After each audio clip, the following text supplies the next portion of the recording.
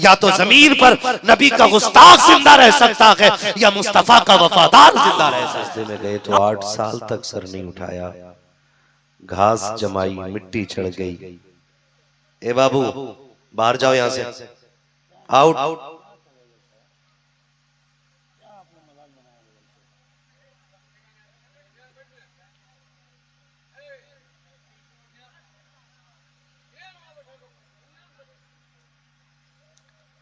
8 साल तक हजरत के दादा ने एक सजदा किया। हम बैठे हुए तबसरा कर रहे थे कि ये अलग बात है, खामोश खड़े रहते हैं, फिर भी जो लोग बड़े हैं वो बड़े रहते हैं। ऐसे असलाफ से मिलता है हमारा शजरा, जिनके कदमों में कई ताज पड़े रहते हैं। बड़े खुशनसीब हैं कि ऐसे अजीम नस्लों के शहजादे हमारी निगाहों के सामने हैं। और सिर्फ यही नहीं, मैं जिस खानकाह के अजीम सज्जादा की गुफ्तगू अक्सर अपनी बातों में रखता हूं, जिसे पूरी दुनिया सुन्नियत रईस उल अत्किया सरकार उवैस मुस्तफा वास्ती के नाम से जानती है, वो शख्सियत भी हजरत से बड़ा प्यार करती है। बड़ी करम नवाजियां सरकार उवैस मियां की हजरत के साथ हैं। और हमारी तो छोड़िए, हमारी तो हकीकत ही है कि तेरे टुकड़ों पे पले गैर की ठोकर पे न डाल, झिड़कियां खाएं कहां छोड़ के सदका तेरा। और हम तो पूरी दुनिया को ये सबक पढ़ाते हैं। हम बरेली वाले लोग हैं, हमसे बहुत ज्यादा सवाल करके क्या करोगे? हमारे हिस्से की बात तो आला हजरत खुद कह गए, तैबा न सही अफजल मक्का ही बड़ा जाहिद, हम इश्क के बंदे हैं क्यों बात बढ़ाई है। और हमारे इमाम ने हमें सिखाया कि तेरी नस्ल पाक में है। बोले मुझे आप पे शक हो रहा है कमेटी वालों, आप मर्द हो तो औरतों वाले पंडाल में क्यों बैठे हो यार? आपको मर्दों वाले पंडाल में होना चाहिए ना, है ना? अगर हिफाजत की गरज से बैठे हैं तो तुम्हारी मर्जी है, वरना इधर आइएगा, ये जगह आपकी है।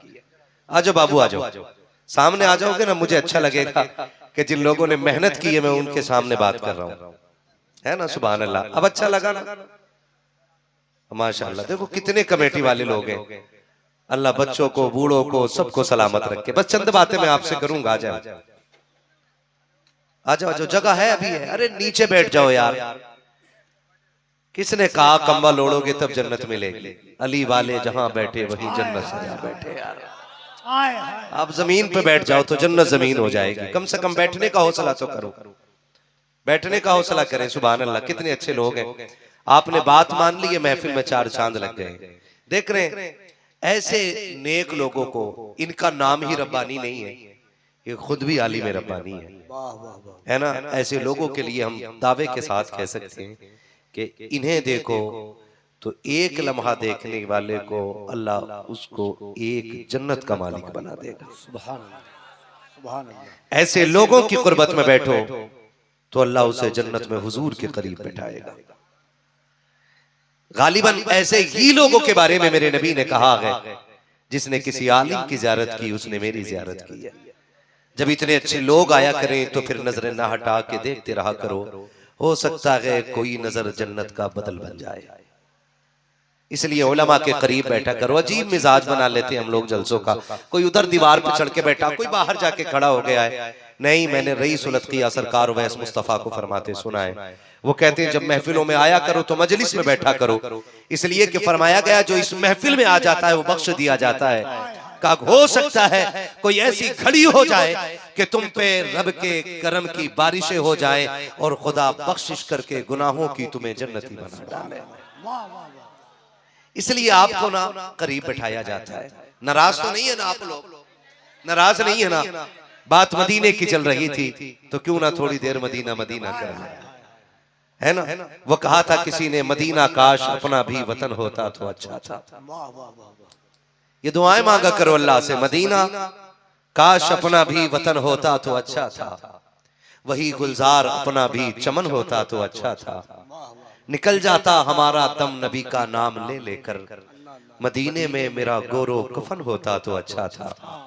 सहाबा के फिदाई हम जमाने भर में कहलाए, सहाबा के फिदाई हम जमाने भर में कहलाए, सहाबा की तरह अपना चलन होता तो अच्छा था, सहाबा की तरह अपना चलन होता तो अच्छा था। और मेरा इमाम तो ये कहता, जानो दिल होशो खिरत सब तो मदीना पहुंचे। जवानों, सिर्फ एक कसम उठा लो कि हमें सिर्फ हुजूर से इश्क करना है। बस एक कसम उठा लो कि हमें सिर्फ हुजूर से इश्क करना है। जब तुम्हें हुजूर से इश्क होगा ना, तो हर उस चीज से इश्क हो जाएगा जो मेरे नबी के नाम से जुड़ने वाली होगी। हर उस चीज से इश्क हो जाएगा जिसकी निस्बत मेरे मुस्तफा के करीब करती होगी। लोग ना उस वक्त ही लंदन की बात करते हैं जब तक मदीना नहीं देखा होता है। वही कश्मीर की खूबसूरती का जिक्र करता है जिसने कभी मदीने की बहारें नहीं देखी होती हैं। वरना जो मदीना देख लेता है ना, वो आके यही कहता है, लौटा के मदीने से उबैद अपना बदन ही, जो रूह थी वो अब भी मदीने मवाजा पे खड़ी है ना। जो मदीना देख आता है ना, तो वो सिर्फ मदीने ही में रहता है। मदीने ही, मैं इनको देख रहा हूँ, इनकी आंखें बार बार भीग जा रही मदीने के जिक्र पे, बार बार। और कितने ऐसे बेगैरत थे जिनके मुंह से सुभान अल्लाह नहीं निकल रहा था। अगर नबी के शहर के नाम पे आपके दिल में उबाल ना आया हो ना, तो फिर गलती मौलवी की नहीं है, गलती पीर की नहीं है। अपने लुक में चेक करके देखना, हराम के खा के आए थे कि हलाल के खा के आए थे। मैं चापलूस नहीं हूं कि मैं फ्री की जन्नत बांट के चला जाऊं। लगना चाहिए कि अगर दिल मदीने में है तो फिर एक हलचल तो पैदा होनी चाहिए थी ना। आला हजरत जब से मदीने से लौट के आए थे ना, तो रातों को उठ के रोते थे। आपकी शरीक हयात तसल्ली देती थी और कहती थी, मेरे सरताज क्यों रो रहे हैं, आंखें सुर्ख हैं, बेकरारी की वजह। तो कहते थे, मुस्तफा रजा की मां, जब से मदीने से आया हूं मुझे हिंदुस्तान में कुछ अच्छा नहीं लगता है। हर लम्हा मदीना याद आता है। नौजवानों, अल्लाह इस मेहनत के सदके में मदीना ही दिखा दे। अगर मदीना देख आए तो समझ लो जन्नती हो जाओगे। मेरे इमाम ने कहा था, तैबा में मर के ठंड चले जाओ आंखें बंद, सीधी सड़क ये शहर शफात नगर की है। और मैं एक बात कहता हूं, वल्लाह वो सुन लेंगे, फरियाद को पहुंचेंगे। इतना भी तो हो कोई जो आह करे दिल से। एक दर्द की जरूरत है, एक सीने में एहसास की जरूरत है। लफ्ज जबान से अदा करने से कुछ नहीं होता जब तक उसकी आवाज दिल से ना निकले, दिल से ना निकले। जानते हो, मेरा नबी इतना करीम है, इतना करीम है। मोहसिने आजम कॉन्फ्रेंस हो रही है, इतना करीम है जिस नबी ने ऐलान किया, लोगों कभी उस छत पे न सोना जिसकी चार दीवारी ना हो।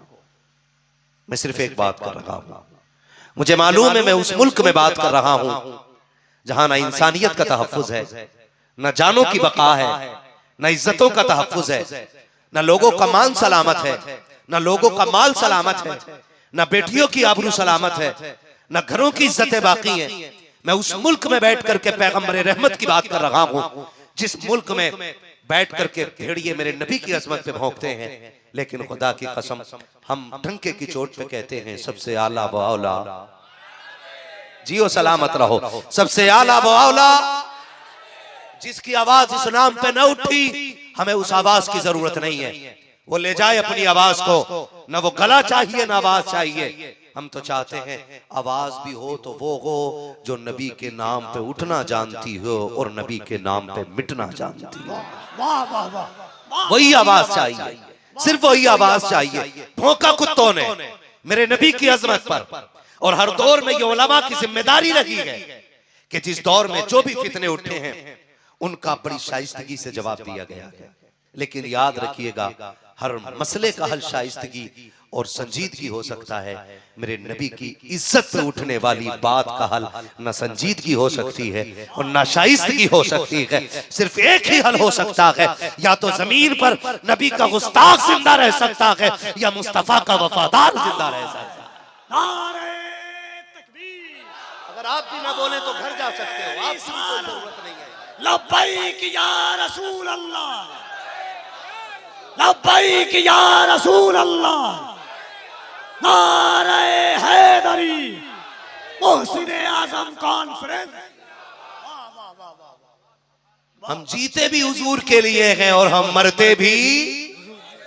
जियो सलामत रहो। जिनकी आवाजें निकल गई हुजूर ने सुन ली है, हुजूर ने सुन ली है।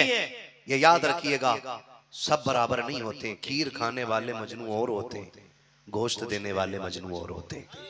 ये याद रखना। ये कानून हर जगह लागू होता है, हर जगह लागू होता है। खीर खाने वाले कितने थे, गोश्त देने वाले कितने थे।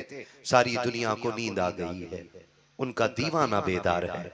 आप ही फैसला कीजिए या नबी, कौन जन्नत का हकदार है ना। ये तो हुजूर भी देख रहे हैं, ये तो हुजूर भी देख रहे हैं। अगर हमें ये लगता है ना यहाँ जितने बैठे सारे बराबर हैं, तो गलत है, गलत है ये। अगर ये गुमान है तो निकाल दीजिए। हम जानते हैं सारे कलमा पढ़ने वाले कयामत में एक जगह नहीं खड़े होंगे। अगर आपको लगता है तो सच बताइए, क्या सिर्फ जुम्मा पढ़ने वाला उम्मती उसी जगह खड़ा होगा जिस जगह पर इमाम ज़ैनुल आबिदीन खड़े होंगे? बताएं जरा। 6 टाइम रोटी खा करके एक बार शुक्रिया अदा करने वाले को वही मनसब मिलेगा जो करबला वाले हुसैन को मिलेगा? बोलो बोलो, नहीं मिल सकता ना। तो इसका मतलब फर्क है। जो जितनी मेहनतें करता जाएगा रुतबे उतने बुलंद होते चले जाएंगे। बेशक बेशक। ऐसा ही है कि नहीं? बोलो, ऐसा ही है कि नहीं? तो फिर बोलो, सबसे आला व औला, सबसे आला व औला, सबसे बाला हो बाला हमारा नबी। हम ये दुश्मनों की आंखों में आंखें डाल के कहेंगे, क्योंकि मेरे नबी की शान सिर्फ अपनों ने नहीं, गैरों ने भी बयान की है, गैरों ने भी बयान की है। आज भौंकने वाले मेरे नबी की अजमत पे सुने। सुनो मुसलमानों, तुम भी सुनो। मेरा नबी एक कानून दे रहा है, एक कानून कि किसी ऐसी छत पे मत लेटना जिसकी 4 दीवारी ना हो। हुजूर क्यों? हुजूर क्यों? आका कहते हैं, सुनो, कुछ लोगों को नींद में चलने की बीमारी होती है। ऐसा हो सकता है कि अगर तुम ऐसी छत पे लेटे हो जिसकी 4 दीवारी ना हो, आप नींद में चले गिर गए तो आपको चोट लगेगी। हुजूर, चोट हमें लगेगी, आपको क्या? फरमाया, सुनो, जब उम्मती के पैर में कांटा लगता है ना, तो उम्मती को एहसास बाद में होता है, गुंबद खजरा वाले को एहसास पहले हो जाया करता है। आज भी गुंबद खजरा से आवाज आती है, खंजर चले किसी पे तड़पते हैं हम अमीर, सारे जहां का दर्द हमारे जिगर में है। मेरे सामने ना नौजवानों के चेहरे हैं, सच्ची बताना जरा, दिल पे हाथ रख के बताना, दाढ़ी हुजूर की सुन्नत है कि नहीं? बोलो सारे, है कि नहीं सुन्नत हुजूर की? है नहीं? तो फिर बताओ, जब ये हर जुमे जुमे को मुंडा के नाली में बाल डाले जाते होंगे, हुजूर को तकलीफ नहीं होती होगी? दिल पे हाथ रखो और खुद फैसले करो। जन्नत मेरे बाप की नहीं है, जन्नत रसूल पाक की है। जन्नत उसे मिलेगी जिसे मुस्तफा अता करेंगे। आज हमने क्या किया? मेरे नबी क़यामत तक आने वाली उम्मत को यह सबक दे रहे हैं कि अगर तेरे पैर में कांटा भी चुभे ना, तो मुझे दर्द पहले हो जाता है। एक रिवायत बयान की गई है, मैदान क़यामत होगा, अमल तोले जा रहे होंगे, एक गुनाहगार को फरिश्ते लेकर के जहन्नम की तरफ जा रहे होंगे। जब फरिश्ते लेकर के जहन्नम की तरफ जाएंगे ना, तो कुछ फरिश्ते उन्हें देख के रोएंगे। जब उस गुनाहगार को देख के फरिश्ते रोएंगे ना, तो वो रुक के कहेगा, तुम क्यों रो रहे हो? कहा, तू जहन्नम में जा रहा है इसलिए रो रहे हो। कहा, गुनाह मैंने किए हैं, सजा मेरी है, तुम क्यों रोए? कहा, बात तेरी नहीं है, बात ये रुला रही है किसकी उम्मत में पैदा हो के कहां जा रहा है। तो हुजूर की उम्मत में होके भी जन्नत में ना जा सका, का इस ख्याल ने रुला दिया है। अल्लाह अकबर, आपसे कहना चाहता हूँ, खुदा का वास्ता देता हूँ, नौजवानों, अपने चेहरों पे दाढ़ियां सजा लो। अगर मौत आ गई, कब्र में मुस्तफा आएंगे तो क्या तोहफा जा करके दोगे? किस मुंह से सरकार का सामना होगा? जब चेहरों से कफन हटाए जाएंगे, चेहरों पे दाढ़ियां रखी होंगी, तब किस मुंह से मुस्तफा का सामना करोगे? इतना तो कर लो खुदा के वास्ते, अपने चेहरों पे दाढ़ियां सजा लो कि अगर फरिश्ते कफन हटाए और चेहरे के बाल देख करके तुमसे ये कहे, मर रब्बुका मा दीनुका मा कुंता तक़ूलु फी हक़ हाज़ा रजुल, इसके बारे में क्या कहता था जो ये शख्स खड़ा है? मेरा नबी देख के कहते, फरिश्तों देखते नहीं हो, सीने पे सुन्नत के बाल रख के लाया है, इसका चेहरा बता रखा है, ये जब जिंदा था तब भी मेरा कहलाता था, कब्र में आ गया है तब भी मेरा हो के आया। नारे तकबीर,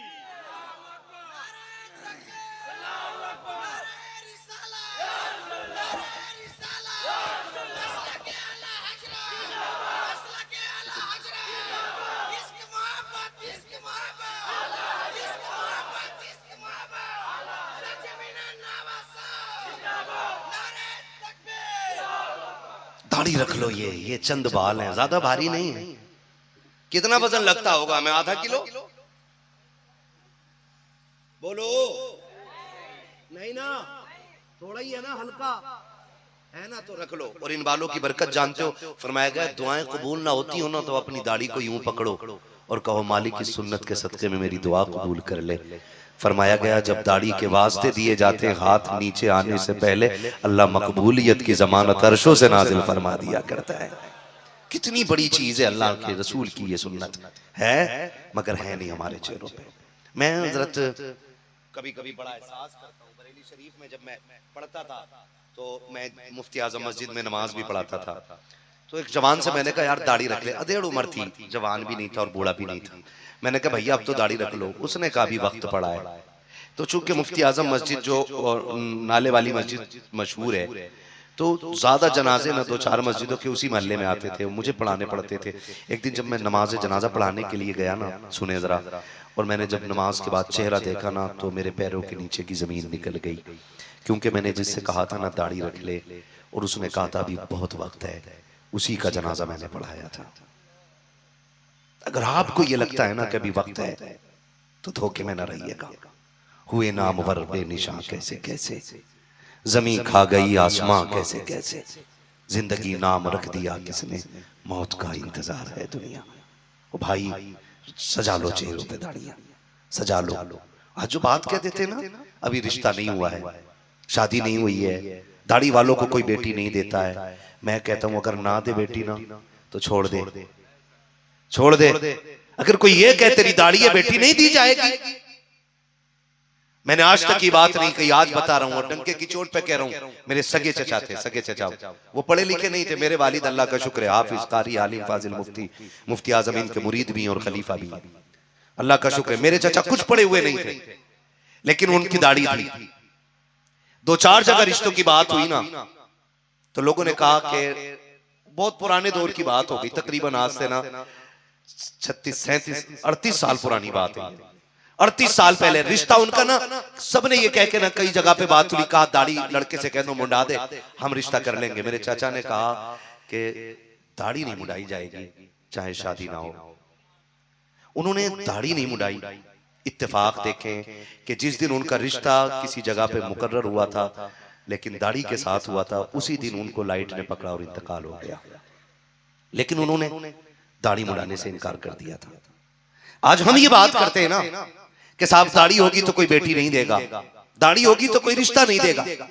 नौजवानों कम से कम हुजूर के लिए कुछ तो कर जाओ, कुछ तो कर जाओ। अगर कोई दाढ़ी की वजह से आपको बेटी ना देना तो उससे कह दो रख ले अपनी बेटी अपने पास, हमें हुजूर की गुलामी काफी है,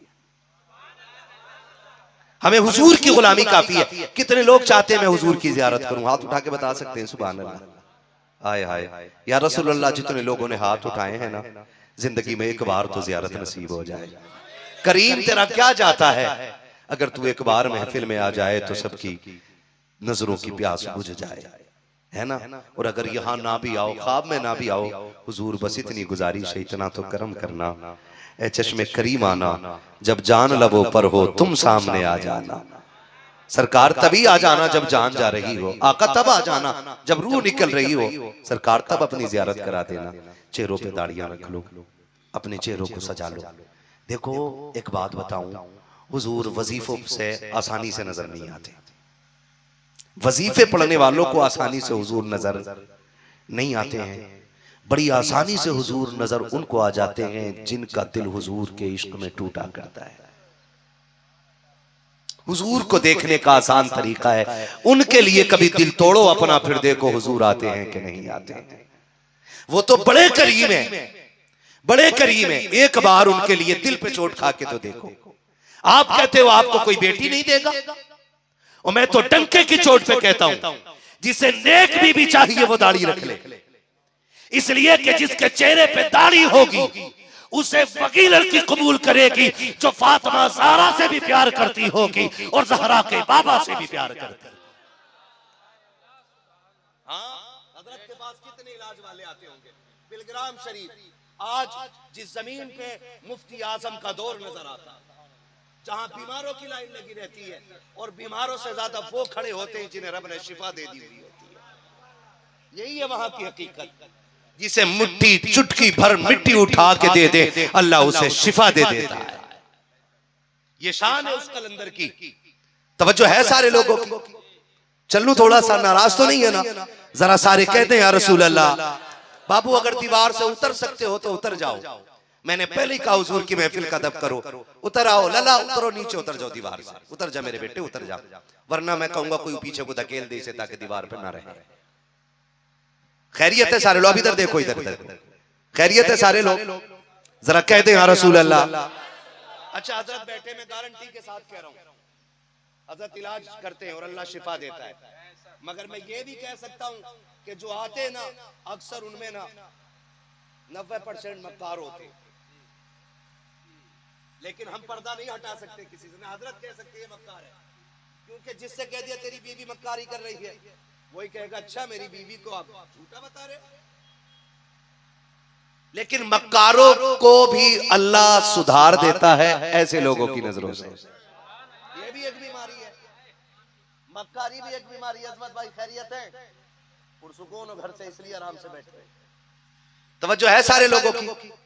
होता क्या है, 4 दिन शादी को नहीं होते, 4 दिन शादी को नहीं होते और घर में दौड़े पड़ना शुरू हो जाते।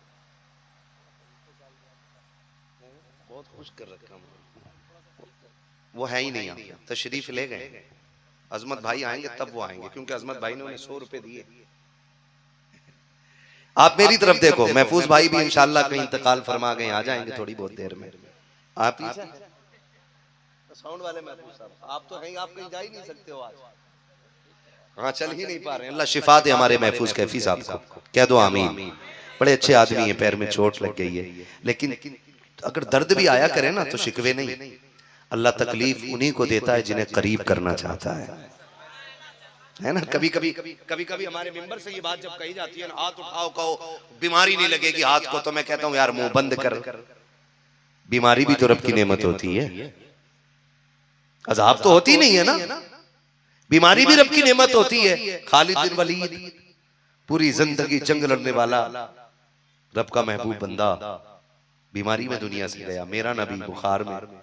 आप दुनिया देखें तो बीमारी भी रब की तरफ से एक नेमत होती है, ठीक है ना। कहाँ खोले हैं गेसू यार में खुशबू कहाँ तक है। मैं बात दाढ़ी पे कर रहा हूँ, अल्लाह करे रख लेंगे हम दाढ़ी इंशाल्लाह, रखेंगे ना इंशाल्लाह। कमेटी वालों रखोगे इंशाल्लाह, है ना इंशाल्लाह। मैं जो बात अर्ज कर रहा हूँ आपसे, निकाह को 4 दिन नहीं होते ना, वो दौड़े पड़ने शुरू हो जाते हैं। वो जो दूल्हा होता है ना वो चक्कर में आ जाता है, किधर दिखाऊं, हजरत को दिखाओ, हजरत ने दिखाया पानी दिया ठीक नहीं, फिर हजरत के पास पहुंचे फिर ठीक नहीं, कचौचा लेके पहुंच गए फिर ठीक नहीं, अजमेर ले गए फिर ठीक नहीं, कलियर ले गए फिर ठीक नहीं, कह रहा ठीक ही नहीं हो रही। सुन भाई, भूत उसके उतरते हैं जिसपे आए होते हैं, जो खुद में भूतनी होती है उस पे से कुछ उतरा। इस भूतनी से निजात कैसे पाना है ये बताना चाहता हूं। इस भूतनी से निजात ऐसे मिलेगी, दाढ़ी रख लो। क्या करनी है? दाढ़ी रखनी है। और ये दाढ़ी रखने क्यों कह रहा हूं, कुंवारे लोगों से खास करके आपसे इसलिए कह रहा हूं कि आप जब लड़की देखने के लिए भेजते हैं ना अम्मी को, क्या कहते हो?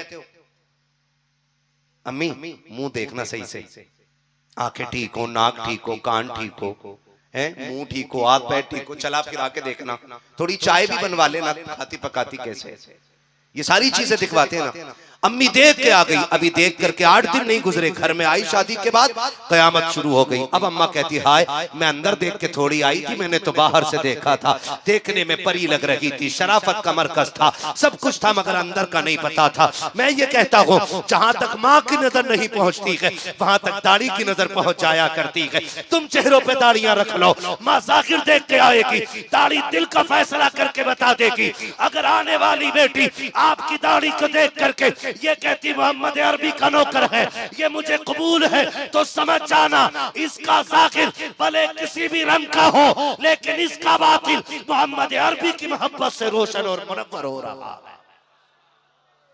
रखेंगे दाढ़ी इंशाल्लाह, रखेंगे इंशाल्लाह। और रखो दाढ़ी यार। क्या हजरत दाढ़ी इसलिए नहीं रखते कि लोग ताना देंगे, ताना देते हैं, अभी से मुल्ला जी हो रहे हैं, अभी से हजरत हो गया, तो ये बातें करते हैं ना। सुने जरा, कोई दाढ़ी रखे तो ताना ना दीजिएगा, और कोशिश कीजिएगा कि कोई कुछ भी कहे। और याद रखो, कभी कभी जो है ना, ये ताने भी बंदे को वली बना देते हैं। ये ताने भी बंदे को वली बना देते हैं, वली बना देते हैं। एक बुजुर्ग हुए, नाम जहन से निकल रहा है। अल्लाह ने ना उनको वो ताकत बख्शी थी कि वो अगर चाहते थे तो शेर पे बैठ करके उसकी सवारी करते थे। हाँ, ये ताकत अल्लाह ने उनको बख्शी। तो किसी ने उनका चर्चा सुना बहुत ज्यादा, मुलाकात के लिए आ गया। हजरत से मिलना भी बड़े पाए के बुजुर्ग हैं। जब घर गया ना तो बीवी ने कहा, कौन है? कहा कि आपके शौहर कहाँ है? क्या काम है? कि मिलना है मुझे उनसे। तो बीवी के जुमले थे, क्या तू भी उसी की तरह ठलुआ है? जैसा वो है ऐसे ही तू है। अब जैसी ये बात इसने सुनी ना, ये टेंशन में आ गया। इतने बड़े मशहूर बुजुर्ग आदमी और अपनी बीवी उनकी इज्जत नहीं कर रहे। उसने कहा, जा होगा कहीं जंगल में देख ले, जाकर के पड़ा होगा कहीं। वो निकल गया। जब वो जंगल में ढूंढने के लिए निकला तो हजरत शेर पे बैठ के आ रहे थे। उसने पता क्या कहा? उसने कहा, ताज्जुब है हुजूर, आपने इतना ताकतवर जानवर कब्जे में कर रखा और आपकी बीवी आपके कब्जे में नहीं। कहने लगा, क्यों? कि आपकी बीवी आपको बड़ा बदतमीज बोल रही। तो मुस्कुरा के कहा, रब का शुक्र है, उसकी बदतमीजी ही ने तो मुझे ये ओहदा दिया गया कि मैं शेर के ऊपर सवारी कर लिया करता हूं। समझ गए इस बात का मतलब? अगर आपको कोई ताने दे, गालियां दे, बर्दाश्त करो। किसके लिए? अल्लाह की रजा के लिए। अपना नफ्स मारो। आज ना दुनिया नफ्स की, दौलत की गुलाम होती जा रही है। जो नफ्स कहता वही करते।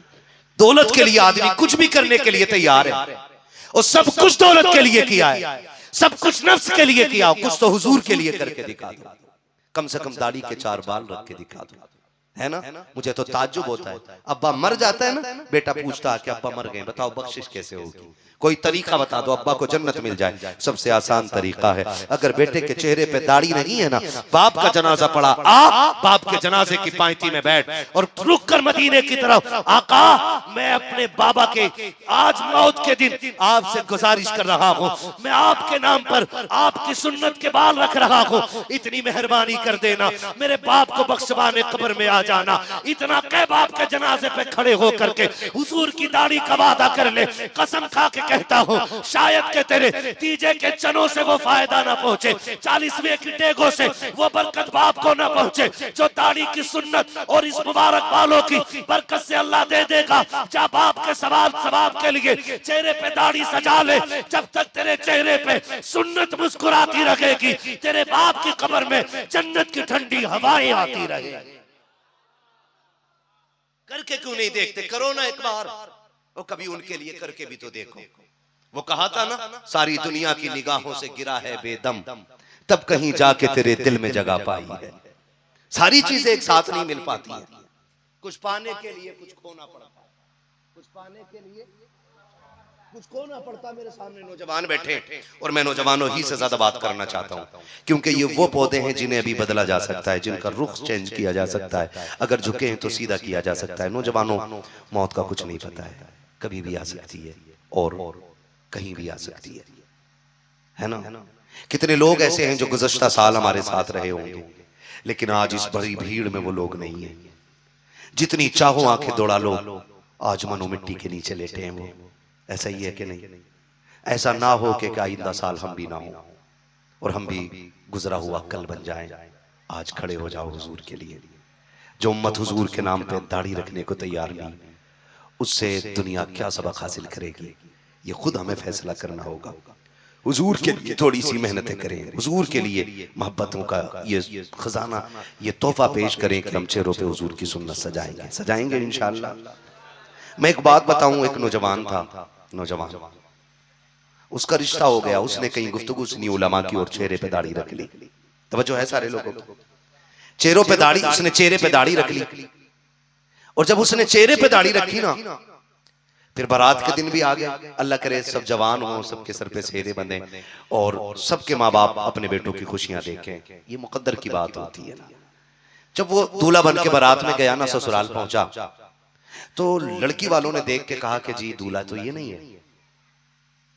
उन्होंने कहा जी दूल्हा यही है। कहा जिस दूल्हा को हम देख के आए थे उसकी दाढ़ी तो थी नहीं।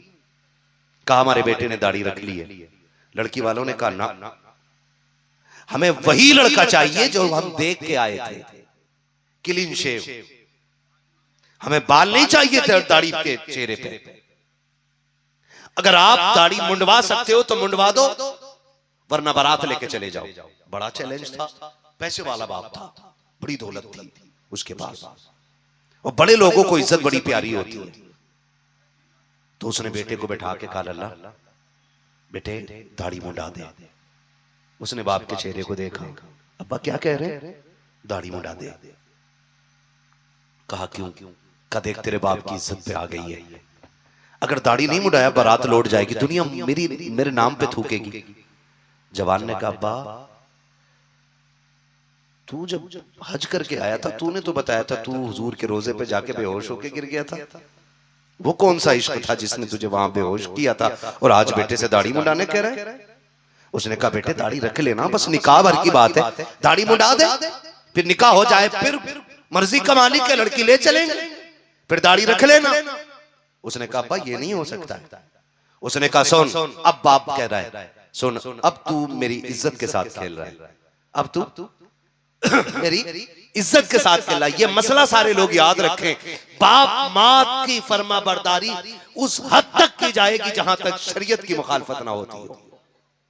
ये भी याद रखिए, जहां शरीयत की खिलाफ वर्जी होगी वहां माँ बाप की भी फर्मा बरदारी, बोलो माँ बाप की भी फर्मा बरदारी नहीं की जाएगी। उसने कहा कि अब्बा तूने तो कहा था तू गुंबद खजरा के आगे बेहोश होके गिर गया था, आज दाढ़ी मुंडाने को कह रहा है। उसने कहा सुन, आज जो बात कह रहा हूं मेरी इज्जत पे बात आ गई है, अगर आज तूने दाढ़ी नहीं मुंडाई तो ले मेरा ये फैसला है, अब तुझे फैसला करना पड़ेगा, या तो तुझे मेरा तुझे दो चीजों में से एक चीज को चुनना पड़ेगा, या तो मुझे चुन या दाढ़ी को चुन। उसने कहा कुछ वक्त चाहिए। कहा ले ले थोड़ा सा वक्त। बच्चे ने बहुत गौर किया। जवान ने थोड़ी देर के बाद अपने बाप से कहा अब्बा मैं जा रहा हूँ। कहा किधर? कहा मैं तुझे छोड़ के जा रहा हूँ। उसने कहा जा तो रहा है मगर तुझे जायदाद में हिस्सा नहीं दूंगा, कोई जायदाद का तुझे एक टुकड़ा नहीं दिया जाएगा। उसने कहा अब्बा तेरी मर्जी है। बाप ने कहा आखिरी बार सोच ले क्या करना चाहता है। बेटे ने सर का सेहरा उतारा,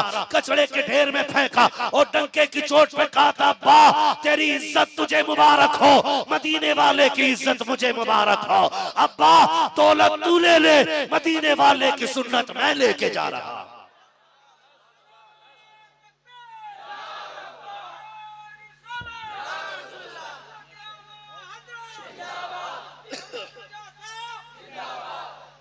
तवज्जो है सारे लोगों की, अल्लाह सलामत रखे। इधर तो जवान चला गया जवान चला गया। जब जवान चला गया ना तो अब तो खत्म हो गया मसला। मगर सुने, मैंने कहा था कि उनके लिए दर्द उठाओ, खानदान छूटा, जायदाद छूटी, अमीर ज्यादा था, निकल गया घर से, महीनों महीनों एक जोड़ी कपड़ों में टहलता रहा। सर्दी का मौसम आ गया तो बड़े बाप का बेटा था, भीख मांग नहीं सकता था, ज़कात की गैरत ने इजाजत नहीं दी, एक ही कपड़े में वक्त गुजरता गया। सर्दी का मौसम आया, एक दिन बहुत ठंड लगी, मस्जिद में बैठा था। क्या करता, मस्जिद की जो सफ थी ना, चटाई कपड़े वाली सफ, उसमें लिपट के कोने में बैठ गया। ठंड बहुत लगी थी। उस बस्ती के अमीर के ख्वाब में हुजूर तशरीफ ले आते हैं। बोलो यार सुभान अल्लाह। हुजूर तशरीफ ले आए, फरमाया सुन मेरा बेटा मस्जिद में है, उसे ठंड लग रही है, जा उसे लेके आ, उसे अच्छे कपड़े पहना। अमीर की तो किस्मत जाग गई, दौड़ा मस्जिद में आया, आके देखा मस्जिद में सन्नाटा है, कुछ नजर नहीं आया। फिर ख्याल आया हुजूर आए थे ख्वाब में, तो बात झूठ तो नहीं हो सकती है, हो ना हो कहीं ना कहीं कोई तो है। कोने तलाश कर रहा है, कोई नजर नहीं आया। कोने में एक चटाई पड़ी है, उसको जाकर के उठाया, उसकी तय को खोला, जवान निकल के सामने आ गया, उसका हाथ पकड़ा, घर लेकर के आया, आलीशान बिस्तरों में लिटाया, अच्छे कपड़े पहनाए हैं। पहनाने के बाद सुबह को ऐलान कर कर देता है।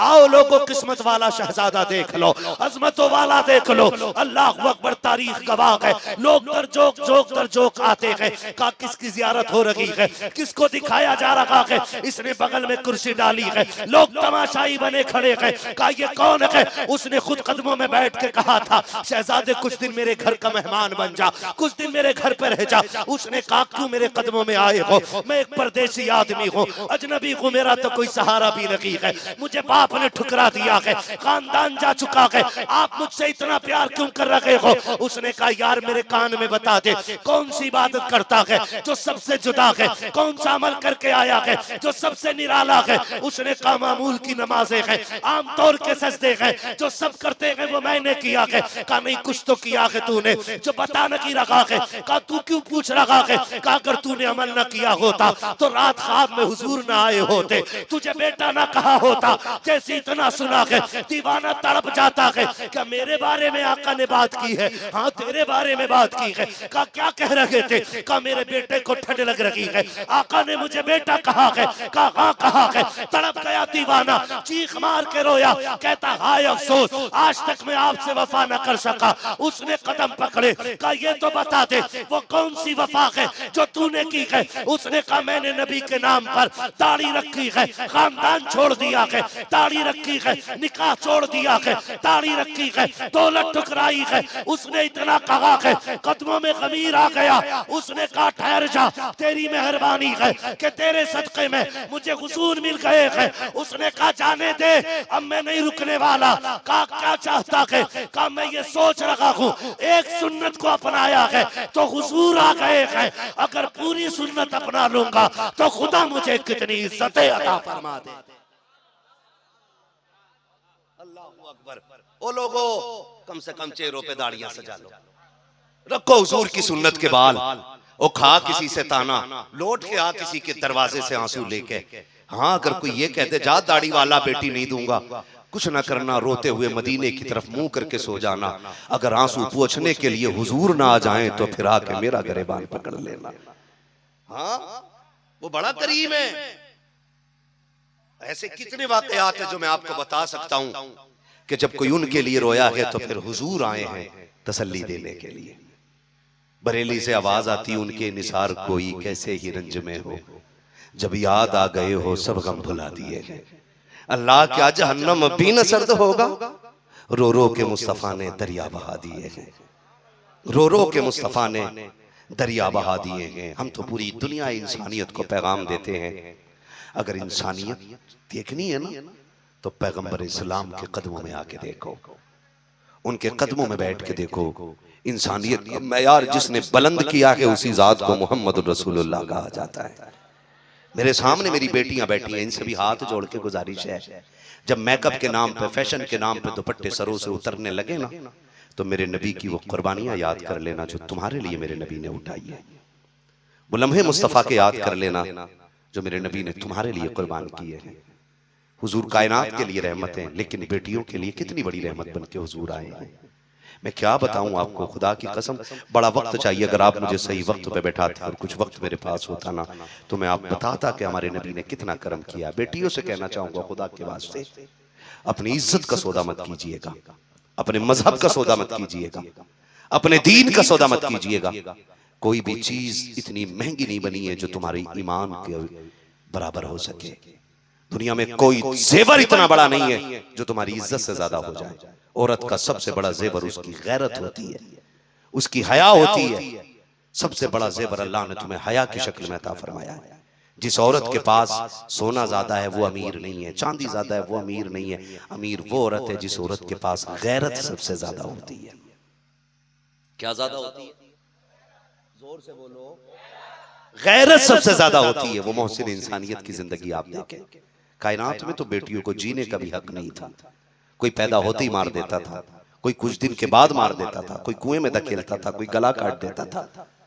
कुर्बान जाओ आमिना के लाल पर। मक्के में जलवगर हो रहा है, कायनात की बेटियों को खबर दी जा रही है, खबरदार अब आंसू बहाने की जरूरत नहीं है, बेटियां बचाने वाला आमिना का लाल मक्के में जलवगर हो गया है।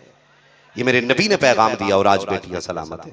आज बेटियां सलामत है। मुझे तो हैरत होती है कभी कभी बेटियां ना, अभी कुछ दिन पहले एक बदतमीजी की कुछ लड़कियों ने नकाब उतारे और उनमें आग लगाई और कहा कि ये पर्दा हमें मजबूर कर रहा है, इसने हमें कैदी बना दिया है। मैं कहता हूँ सुनो, जिन फलों पे छिलके नहीं होते उन पर मक्खियां बैठा करती हैं, और याद रखना डाली से टूटने के बाद तो लीची अंगूर की कीमत घट जाती है। इज्जत और गैरत को छोड़ने के बाद औरत की कितनी कदर रह सकती है ये औरत अच्छी तरह जान सकती है। मसला ये नहीं है कि नकाब आपके लिए कैद है, मसला ये नहीं है कि चादर आपके लिए कैद है, मसला उन नंगी औरतों का है जो दुनिया में अकेली रह गई हैं और अपनी भीड़ बढ़ाना चाहती हैं, शरीफ बेटियों को अपनी तरह करना चाहती हैं। क्या मुआशरा इतना मुर्दा नहीं हो गया? क्या आज शादी में अगर गरीब की बेटी अपने चेहरे पे चादर डाल के आती है तो अमीर ज़ादी जिसने कपड़े पहन के भी नंगी हो रखी है जो, वो ये देख के कहती है देखा अभी भी पुराने चलन में जी रही है, जाहिल है, अनपढ़ है। नहीं बेटी, ये अनपढ़ नहीं है, ये जाहिल नहीं है, ये वो बेटी है जिसके सर की चादर बता रखी है कि इसकी नजरों में वो गैरत मौजूद है जो करबला में सैयदा ज़ैनब की चादर में नजर आ रही थी। हाँ, आज हम उसे जाहिल कह देते हैं, अनपढ़ गवार कह देते हैं, जो बेटी सर पे चादर डाले रहती है। आज काबिल वो बेटी है जिसकी चादर सड़क के कंधे पे आ गई है, कंधे पे आ गई है। मैं तो गारंटी के साथ मैं तो कहता हूं चलो ये तो सूफी लोग हैं, पढ़े लिखे लोग हैं, मैं तो घास खोदने वाले मजदूरी करने वालों से एक बंदा इतना बेगैरत दिखा दो पूरी भीड़ में जो ये कह दे कि मैं किसी बदतमीज औरत को अपनी बीवी बना सकता हूं। बना सकता है कोई? बोलो, बना सकता है कोई? डीजे के आगे नाचने वाला भी ये चाहता है कि मेरे घर की दुल्हन बनने वाली शरीफ होनी चाहिए। बोलो, चाहता है कि नहीं?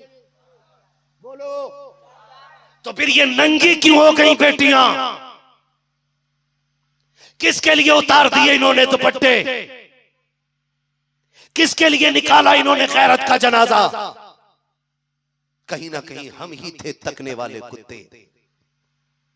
हमारी नजरें ही इतनी बेगैरतों बेलगाम हो गई थी कि अपनी बच्चियों के नंगे जिस्मों का तमाशा हम ही देखने वाले थे।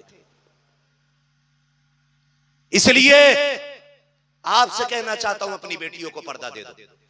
ये जो दुआओं में मांग रहे हैं ना, अल्लाह सलाउद्दीन अय्यूबी दे दे, अल्लाह मोहम्मद बिन कासिम दे दे, अल्लाह खालिद बिन वलीद दे दे, ये दुआओं से आने वाले नहीं है, दुआओं से आने वाले नहीं है। ये जमीन फाड़ के आसमान चीर के नहीं आएंगे, गारंटी है। आज भी माँ कनीज़े फातिमा ज़हरा हो जाए ना तो बेटे फिर से सलाहुद्दीन अय्यूबी पैदा होना शुरू हो जाएंगे।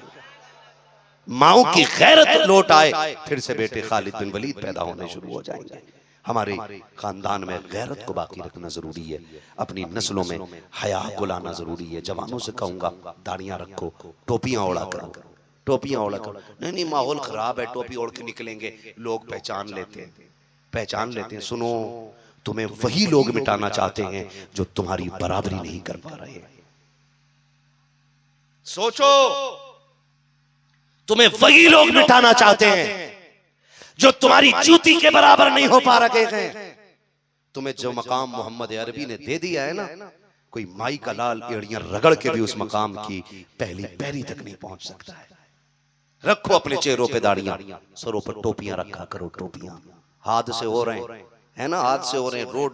अब ना, अब तो अल्लाह माफ करे, मुसलमान देख के गाड़ी चढ़ा दी जाती है, मुसलमान देख के गाड़ी चढ़ा दी जाती है, मुसलमान देख करके गोली चला दी जाती है। लेकिन मारो कितने मारोगे? तुम्हें क्या लगता है तुम्हारी इस तरह के जुल्म से इस्लाम मिट जाएगा? इस्लाम की फितरत में कुदरत ने लचक दी है, जितना के दबाओगे उतना ही ये उभरेगा। और हमारा तो मिजाज है कत्ले हुसैन असल में मरगे यजीद है, इस्लाम जिंदा होता है हर करबला के बाद। तुम जितना दबाना चाहोगे ये उतना ऊपर जाएगा। काटो कितने काटोगे? हम जानते हैं जब पुरानी टहनियां कटती हैं तब कहीं नई शाखों को निकल के फलने का मौका मिला करता है। हाँ, हम कटने के लिए भी तैयार हैं, मरने के लिए भी तैयार हैं, लेकिन हुजूर का दीन छोड़ने के लिए तैयार, दीन छोड़ने के लिए तैयार। सारे बोलो, दीन छोड़ने के लिए तैयार। टोपियां उड़ा करो, बेटियों से गुजारिश है दुपट्टे रखा करो सरों पे, ताकि दुनिया को पता चल जाए ये जो नकाब में लिपट के जा रही है ना, ये बेगैरत की बेटी नहीं, मोहम्मद अरबी के दर की कनीज गुजर के जा रही है।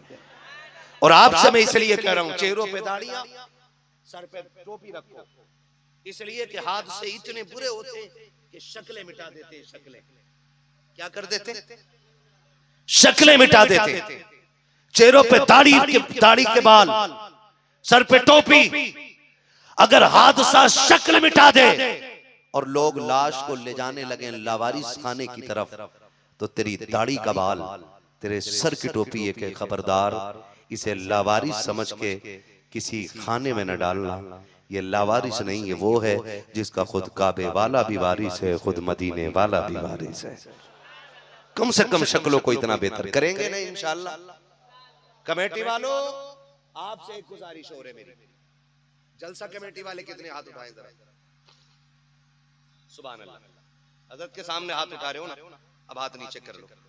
अल्लाह करे ये कमेटी आपकी सलामत रहे। कुछ लोगों ने हाथ नहीं उठाए, पता नहीं मौलवी चंदा ना मांगे, है ना? जो आपको चंदा करना था कर चुके। अब आप सिर्फ एक बात मेरी सुन लें, ये कमेटी सिर्फ जलसा कमेटी नहीं रहनी चाहिए, ये कमेटी हुजूर की उम्मत की कमेटी बन जानी चाहिए। उम्मत की कमेटी बन जाना चाहिए। क्या बनने की? उम्मत की कमेटी। क्या मतलब? आपको सिर्फ इतना करना है, जैसे आपने ये चंदा किया है ना, जलसा कर लिया, आपको पता चल जाए आपकी बस्ती में कोई बेवा है, उसकी बेटी जवान हो गई है, निकाह का इंतजाम नहीं है, तो जैसे मेहनत करके तुमने जलसा किया है ना, ऐसी मेहनत करके उस गरीब बच्ची के हाथ भी लेकर आ देना। करोगे ये काम इंशाअल्लाह? करोगे इंशाअल्लाह? आपको पता चल जाए कोई गरीब है, इलाज के लिए पैसा नहीं है, हॉस्पिटल में एक खुराक के लिए मर रहा है, तो फिर वादा करो उसके लिए भी उठेंगे इंशाअल्लाह। अच्छा, कमेटी वालों के अलावा हाथ उठा के बताओ, अगर ये लोगों की मदद के लिए आपके पास आए तो आप इनके साथ खड़े होगे कि नहीं? सुभान अल्लाह। जिन लोगों ने हाथ उठाए अल्लाह उन्हें देने वाला बना दे, और जो हाथ नहीं उठा रहे अल्लाह उन्हें लेने वाला बना दे। यहां दो ही ऑप्शन है, या तो ज़कात ले या दे, तीसरा कोई ऑप्शन ही नहीं है इधर। या ज़कात लो सैयदों को छोड़ के, उधर ना करना इसको अप्लाई, है ना? बाकी हम सब जो है ना वो इसी जुमरे में आते हैं, या तो ज़कात दोगे या लोगे, तो करेंगे ना इंशाअल्लाह एक दूसरे की मदद। हम अल्लाह करे कि किसी न किसी गरीब के काम आ जाए, किसी कमजोर के काम आ जाए, किसी बेटी का घर बसाने के हम काम आ जाए। जिंदगी बहुत थोड़ी रह गई है, एक एक नेकी इकट्ठा करना शुरू कर दो। एक एक नेकी जब तराजू पे रखे जाएंगे ना, तब ना पानी पिलाना भी याद आएगा, रास्ते से कचड़ा हटाना भी याद आएगा, कंकर हटाना भी याद आएगा, क्योंकि वहां सबका अजर मिल रहा होगा। मगर याद रखना वहां दिल दुखाना भी याद आएगा। आपसे एक और आखिर में गुजारिश कर लूं आपसे आखिर में गुजारिश। मुझे मालूम है मैं जुल्म कर रहा हूं आप पे इतनी रात को जाग करके जगा करके, है ना? जाती तो नहीं हो रही मेरी आपके साथ? आपने बड़ी मोहब्बतें दिखाई है माशाल्लाह, 2.5-3 घंटे तकरीर से पहले बैठाए रखा है। पूरी ताकत तो आपने तकरीर वाली वही निकाल दी बैठाए बैठाए, है ना? मैं फिर भी आपकी मोहब्बत में बात कर रहा हूं, आप हुजूर की मोहब्बत में बैठे हैं। आप जरा खुल के कह देना या रसूल अल्लाह। एक बात और आखिर में आपसे कह के जाना चाहता हूं, आपस में सफों में इत्तेफाक पैदा कर लो। क्या करना है? इत्तेफाक पैदा कर लो। भाई भाई का दुश्मन जो बना बैठा है, हसद की आग है, जलन बहुत ज्यादा है, जलन इतनी ज्यादा है, 4 लोग हजरत को जानने लग जाएं तो मौलवी ये बड़ी दूर तक आ गए। हसद की जलन है, जिसका सीना हसद से पाक होगा हुजूर ने उसे जन्नत की बशारत फरमाई है। जिसके सीने में बुग़्ज़ नहीं होगा वो जन्नती है, सुभान अल्लाह। है, लेकिन हमारे सीने तो पाक ही नहीं है। कितने पाक है हमारे सीने, खुद फैसला कीजिएगा। क्या हम ऐसे हैं जिसका किसी से कोई नाराजगी नहीं है, किसी की कोई झगड़ा ही नहीं है? इल्ला माशाअल्लाह 1-2 निकलेंगे, वरना किसी की खाला से नाराजगी, किसी की फूफी से, किसी की चचा से, किसी की ताए से, किसी की तायाजात भाई से, किसी की बहन से, किसी की फूफी जात बहन से। ये हैं कि नहीं इख्तिलाफात हमारे बीच में? अगर अल्लाह रसूल के सामने खड़ा होने का आप हौसला रखते हैं तो फिर ये नफरतें खत्म कर दीजिए। मेरे नबी मिंबर पे आए और ऐलान किया, लोगों जिससे अपने लोग नाराज हो वो मेरी महफिल से उठ के चला जाए। कौन कह रहा है? हुजूर। किससे कह रहे हैं? जो हुजूर को देख के बात सुन रहे हैं। यानी कयामत तक इबादत करने वाला कोई सहाबी की पहली नजर के बराबर नहीं हो सकता। कयामत तक सजदा करने वाला सहाबी की एक नजर के बराबर नहीं हो सकता है। उस जमात से मेरे नबी कह रहे हैं जिनमें सिद्दीक भी हैं, उमर भी हैं, उस्मान भी हैं, अली भी हैं, अबू हुरैरा है, हुज़ैफा है, ऐसे ऐसे सहाबी हैं सरकार के, तलहा है, जुबैर है, ऐसे लोग हैं जिनको नबी ने जन्नत की बशारत दी है। उनके बीच में बैठ के मेरा नबी कहता है जिससे अपने लोग नाराज हों वो मेरी महफिल से उठ करके चले जाएं। मेरे नबी ने ऐलान किया है। हुजूर का एक जवान सहाबी उठा है, उठ करके अपनी खाला फूफी के दरवाजे पर गया। खाला है या फूफी रिश्ते में लगती है, दरवाजे पे जाके दरवाजा बजा दिया। अभी वो ईमान नहीं लाई है, अंदर से आवाज आई मन दक्कल बाब। दरवाजे पे कौन है? कहा तेरा भतीजा या भांजा आया है। कहा किस लिए आए हो? कहा आज मेरे आका ने ऐलान कर दिया है जिससे उसका कोई रिश्तेदार नाराज है वो मेरी महफिल से उठ के चला जाए। मैं माफी लेने के लिए आया हूँ, पहले माफी दे दे। अगर तू राजी हो जाएगी तभी मेरा महबूब राजी होगा। जैसी खाला ने दरवाजा खोला है, क्या वाकई तेरे नबी ने ये बात कही है? कहा हाँ मेरे नबी ने ये बात कही है। कहा मैं ऐसे यकीन नहीं करती हूँ, चल मुझे भी उसके दरवाजे पे लेकर के चल। सकी खाला ने भेंट भांजे का हाथ पकड़ा है और नबी के दरवाजे पे आई है। आका करीम को दरवाजे पे बुलाया और अर्ज करती है कि आपने ये ऐलान किया है जिससे अपने नाराज हो वो मेरी महफिल से उठ के चला जाए। कहा हाँ मैंने ये ऐलान किया है। उसने कहा महबूबा अब इसकी माफी बाद में होगी, पहले हाथ बढ़ा के कलमा पढ़ा के मुसलमान बना ले। मेरे नबी ने कहा है ऐसी भी क्या जल्दी है? वो कहती महबूब माफ कर दे, मेरी समझ में अब आया है जो दुश्मनों से भी ऐसी वफा करता है वो अपनों से कैसी वफा करना जानता हो।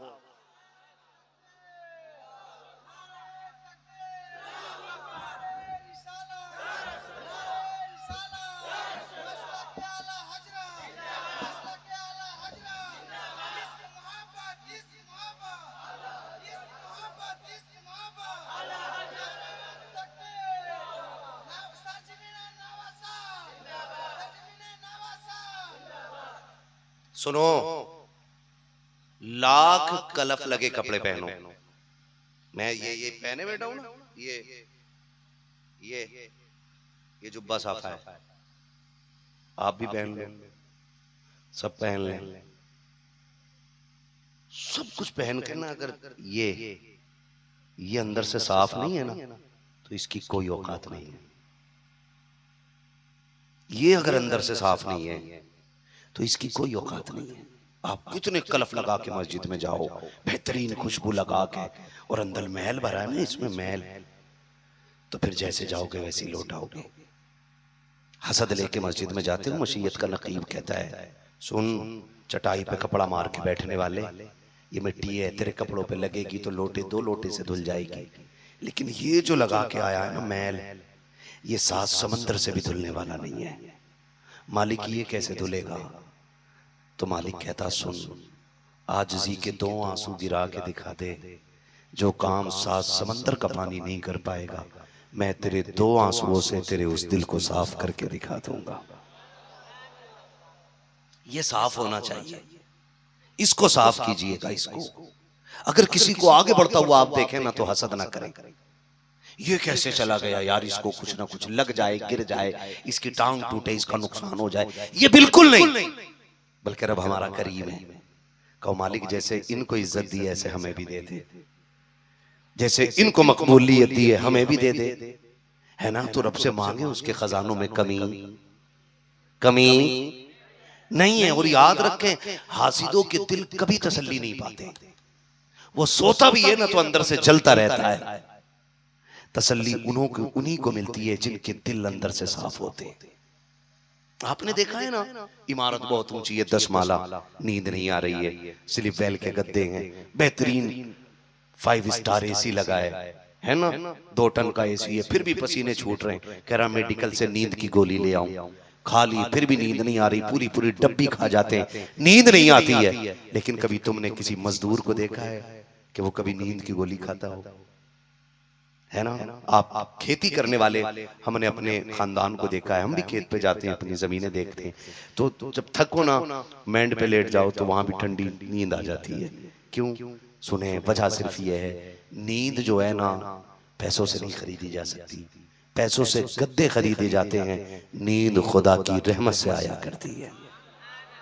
वो कहा था ना किसी ने, फुटपाथ पे सो जाते हैं अखबार बिछाकर, मजदूर कभी नींद की गोली नहीं खाते। जिनकी इमारतों में किसी के हक का 1 रुपया लगा होता है, फिर उन्हें नींद की गोलियों से भी नींद नहीं आती है। जिनकी बुनियादों में गरीबों की आंखें दबी होती हैं, उन्हें फिर दवाइयां भी नींद नहीं देती हैं। और जो लोगों की दुआएं लेके लेटा करते हैं, वो खाक पे भी लेट जाएं तो अल्लाह उन्हें जन्नत की ठंडी राहत अता फरमा दिया करता है। करेंगे ना कोशिश इंशाल्लाह, दिल साफ करेंगे, भाई भाई को माफ करेगा इंशाल्लाह, करेंगे माफ इंशाल्लाह, रिश्तों में बाहमी पैदा करें, मोहब्बत पैदा करें। 3:45 हो गए हैं, है ना। अब कुछ बातें हमें सूफी साहब क़िबला से भी तबर्रुकन सुननी है। बड़ी खानका का बड़ा शहजादा आया है, बड़े लोग आए तो बड़ी बातों को नज़रअंदाज नहीं किया जा सकता, इसलिए कि हमारे जैसे लोगों की घंटे 2 घंटे की गुफ्तगू, ऐसे बुजुर्गों की 2 मिनट की गुफ्तगू हमारी जिंदगी बदल सकती है ना। फरमाया गया, महबूब हमने आपको कुल कायनात के लिए रहमत बना करके भेजा, मेरा नबी सारी कायनात के लिए रहमत बन करके आया है। हमें नबी ये रहमत की सुन्नतों को अपनाना है, उनके तरीक़े को अपनाना है, उनके दिए हुए जो उसूल हैं उन्हें मजबूती से पकड़ना है। जवानों, मुसलमान वही मुसलमान है जो अपनी ज़िंदगी में हुजूर के किरदार को उतारने की कोशिश करता है। सही माना वही है, उसकी जाहिर भी नबी नबी बोले, उसका बातिन भी नबी नबी बोले, और ऐसी ज़िंदगी जी के जाओ। मर जाना है, देख अगर हमें ये लगता है ना कि हमारे मरने के बाद लोग टेंशन में आ जाएंगे, लो भाई मर गया हम, अब तकरीरें कौन करेगा, ना कोई फर्क नहीं पड़ता है, कोई फर्क नहीं पड़ता है। 2 दिन टेंशन होती है लोगों को भी। जिनका दोस्त होता है वो नए दोस्त बना लेते हैं, जिनका बाप होता है ना, औलाद भी सब्र करके बैठ जाती है, बीवी भी सब्र का पत्थर रख लेती है, किसी को आपकी याद नहीं आनी है, फिर अपनी अपनी कब्र में होनी है। तो क्यों ना ऐसी जिंदगी गुजारें कि जब कफन में लिपट के जा रहे हो ना, तो फिर हमारे कफन की खुशबू ये कहे, लहद में इश्क रूखे शह का दाग लेके चले, अंधेरी रात सुनी थी चराग लेके चले, तेरे गुलामों का नक्शे कदम है राह खुदा, वो क्या भटक सके जो ये सुराग लेके चले। करेंगे इंशाल्लाह, है ना। अब आखिर में एक नारा मैं लगा रहा हूं, जवाब दीजिएगा।